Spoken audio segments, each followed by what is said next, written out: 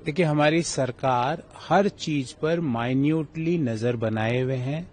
देश में किसी भी प्रकार की तेल, कच्चा तेल, पेट्रोल, डीजल, गैस की किसी भी प्रकार की स्कैरसिटी नहीं है।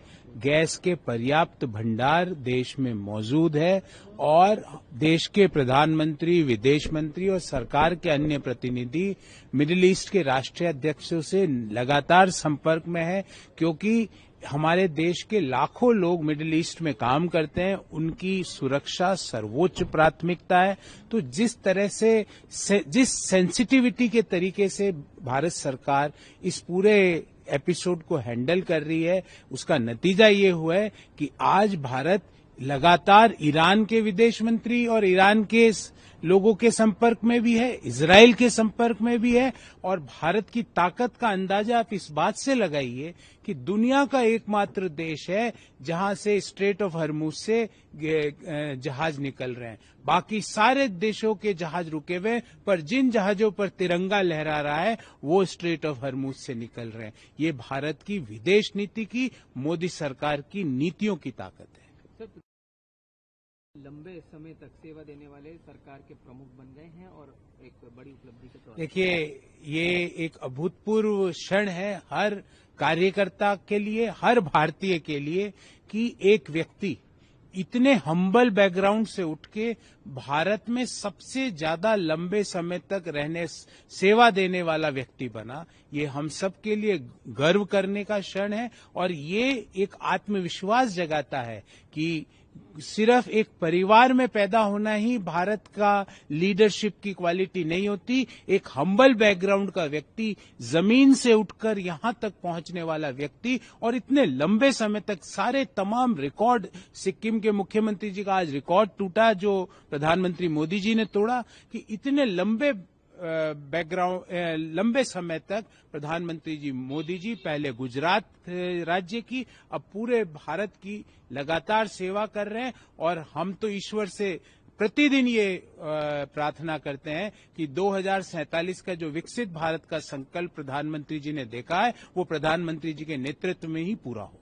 सर, लेकर अब रिटायर्ड जजों और जो पूर्व नौकरशाह हैं उन्होंने आलोचना भी की है। इस पे 275 हस्ताक्षर भी हो चुके हैं। 119 पूर्व नौकरशाह, 131 सैन्य अधिकारी भी। देखिए, अमेरिका के कोई थिंक टैंक या किसी तरह के एनजीओ जिस तरह की रिपोर्ट्स निकालते हैं, उन्हें ये नहीं पता या उनको इस बात की समस्या है कि राष्ट्रीय स्वयंसेवक संघ भारत के हर परिवार में राष्ट्र प्रथम की जो नीति है वो घर घर तक पहुंचाता है। राष्ट्रीय स्वयंसेवक संघ हर घर में राष्ट्र प्रेम की भावना का दिया लगाए हुए है। राष्ट्रीय स्वयंसेवक संघ भारत को और आगे कैसे ले जाए, इस चीज को, इस भावना को भारत के हर परिवार में पहुंचाता है।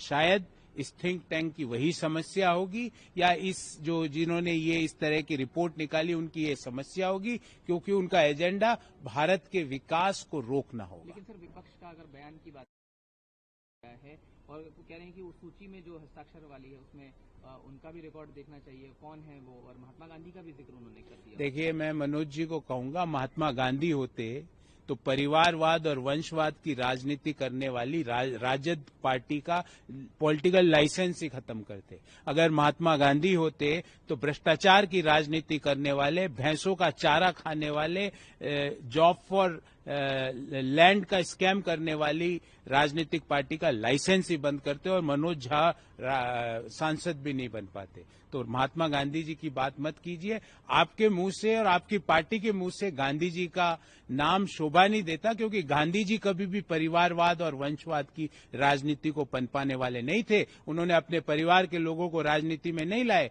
वो भ्रष्टाचार की राजनीति को पनपाने वाले नहीं थे। तो आपका तो पूरी राजद का जेनेसिस ही परिवारवाद, वंशवाद और भ्रष्टाचार पर टिका हुआ है। तो मनोज झा अगर महात्मा गांधी की बात करते तो वो स्वयं सांसद नहीं होते। सर, पंजाब आरोप जिस मंत्री पर था, एफआईआर एक तरफ दर्ज हो गई है। भगवंत मान ने कहा है कि जीरो टॉलरेंस की नीति है भ्रष्टाचार के प्रति उनकी। देखिए, पहले तो भ्रष्टाचार करवाओ, फिर नाटक करो, ये दारू प्रेमी पार्टी का एक एजेंडा बन चुका है, एक टूल किट बन चुका है।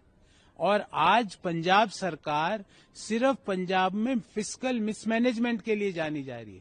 पूरा पंजाब सरकार की इकोनॉमी, पंजाब राज्य की इकोनॉमी का एकदम भट्टा बैठा दिया इन लोगों ने। और पंजाब में अगर सरकार कुछ काम कर रही है तो वो एक ही काम है जिसको कहते हैं भ्रष्टाचार, हिंदी में, अंग्रेजी में करप्शन। और पहले करप्शन करो, फिर पकड़ा जाए तो इस तरह के नाटक करो। ये एक इस पार्टी की टूल किट बन चुकी है और ये बेनकाब हो चुके हैं। पंजाब में इनका सुपड़ा आने वाले चुनाव में साफ हो जाएगा। केसी वेणु ने कहा केरल में सीपीआईएम बीजेपी गठजोड़ काम नहीं करेगा। उन्होंने दावा किया कि दोनों के भी संबंध पहले से रहे हैं और अब जनता उनके खिलाफ। अब देखिए आप, भले ही वो सीपीआई हो या कांग्रेस हो, वो दोनों एक दूसरे पे बात नहीं कर रहे, वो भारतीय जनता पार्टी पर अटैक कर रहे। क्यों? क्योंकि उनको एक समुदाय विशेष के वोट चाहिए, केरल के जनरल वोट नहीं चाहिए। एक धर्म विशेष के वोटों के ऊपर आंख लगा के बैठे हुए। और अगर एक दूसरे की ए और बी टीम है तो कांग्रेस और सीपीआई है, जो कि राष्ट्रीय स्तर पे इंडी अलायंस बना के बैठे हैं। राष्ट्रीय स्तर पे अलायंस, त्रिवेंद्रम में लड़ाई, यहां पर दिल्ली में भाई भाई, दोनों संसद में साथ में बैठ के चाय पीते हैं, स्ट्रेटेजी बनाते हैं, सवाल एक साथ मिलकर पूछते हैं। वहां पर ड्रामा, लड़ाई दिखाने का सवाल ये केसी वेणुगोपाल को बताना चाहिए कि ये ड्रामा क्यों चल रहा है कि दिल्ली में साथ, केरल में अलग अलग, बंगाल में साथ, केरल में अलग अलग। अभी बंगाल में साथ चुनाव लड़ लेंगे ये वो लोग हैं। तो ये सिर्फ ये सब काम सिर्फ एक धर्म विशेष के वोटों के लिए कर रहे हैं, कि केरल के विकास के लिए नहीं, दूसरे जो हिंदू धर्म के लोग हैं उनके वोटों के लिए नहीं, सिर्फ मुस्लिम धर्म के लोगों के वोट उनको मिल जाए, जिससे उनका जो वोट बैंक है वो ना खिसके, इसके लिए कर रहे हैं। केरल के लोगों के विकास का इनके मन में, ना तो सीपीआई के मन में, ना कांग्रेस के मन में किसी प्रकार की ना तो कोई नीति है, ना नीयत है। वीके न्यूज, राष्ट्र के नाम।